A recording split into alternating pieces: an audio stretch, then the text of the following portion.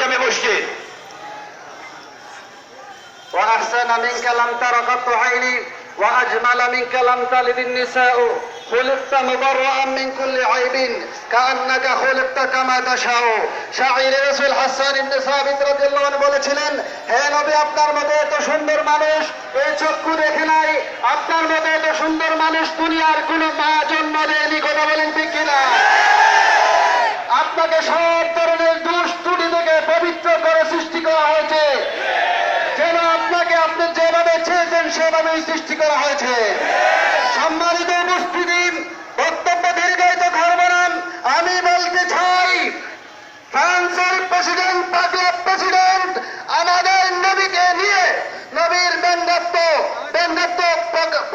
প্রদর্শন করেছে, নবীদের কার্টুন প্রকাশ করেছে। আমরা এর তীব্র নিন্দা জানাই।